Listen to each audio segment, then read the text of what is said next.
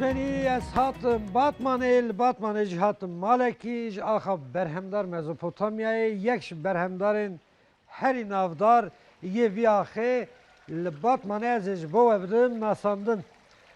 Destê min ê çepê Ahmet Menekşe dibêjin ne xwende ye ne çûye zanîngehê ne çûye lîseyê lê ew î dest bi peykersaziyê kiriye di nav çend salan da bi sedan berhemên cuda cuda li welat xêra serê wî hatine belavkirin çîrokên gelek balkêş di nav çîroka wî xwe de heye. Merheba مرحبا اهلا انت بخير خدي هاتي سرشاور هاتي zor مباشر inşallah. خدش ترازي با Ev çi jêrat bêjin? Ev Ev jêrat çarda xwe qemeliya ku an hem dibînî da jî ew çêkiriye. Ev kevirê destê min da jî ew çêkiriye. Vana jî ew çêkiriye. Her tiştî ew çêkiriye. Qur'ana pîroz e di navî beşê de ez ê beşek taybet ji bo wî veqetînim lê pêşî dixwazim hîn bibim. بله Tıqqene çûyî lîse û zanîngeh. لا لا ilkokul mezuniyim az. Diplome evê me digot diploma te jî tune. Diploma miştim. Te çawa dest pê kir çîroka te acîbe heyran. والله çiroka min bi aşk bi sabrê yani ne bixwendinê ya. Belê. Xwendevan sadece bixwendinê xelasina bar tişt. Tu nexweş ketî. Belê ez nexweş ketim. Piştî nexweş ketim. Kapsa Miraç ez da ya bêjim. kebra. Dîsa nexweşe tinin bîrî çawa dest bi peykersazî kiriye hûn dizanin.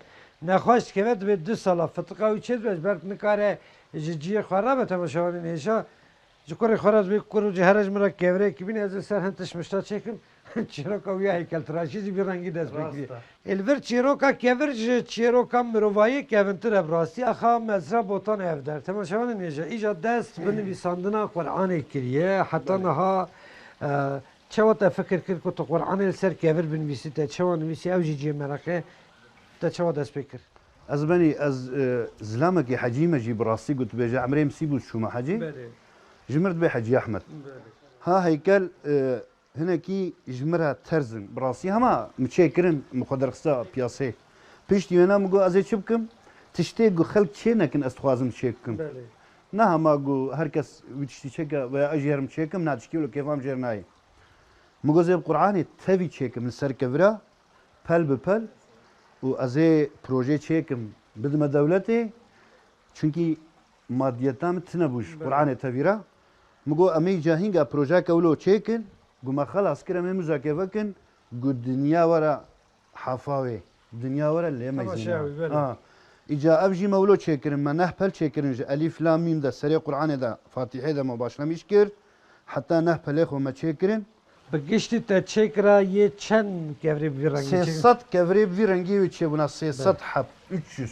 300 yani. 300. Belê, Ew 300. çêbûna 300 heb. Gelekî balkêşe temaşawanê êca. Pekî ca Harûnî te eva çi dinivîsî bi qelema tê nivîsandin yani kevir ez benî ew kiriye çi dibêje xeritan diye. Belê. Vallahi. Kolandin em jê dibêjin. Belê. Me kolandiya bi makîne biçûçik, elmasê biçûçik. Ev yazî me yas miyas kiriye bi destê xwe me çê kiriye me xelas kiriye me aniye vî halî. Axirî eva Belê. tu nav awqa berheman da gelekî balkêşe Qur'ana ku ser kevir hat be nivîsandin. Divê tu çi bikî bikî vî proje xwe temam bikî wallahi. Vallahi Xwedê bide min mi got yezê temam bikim got nemirim. Xwe de Sağ ol. emrê dirêj bide înşallah. Çünkü zarok jî melemane ew jî bi rastî çêtkin de.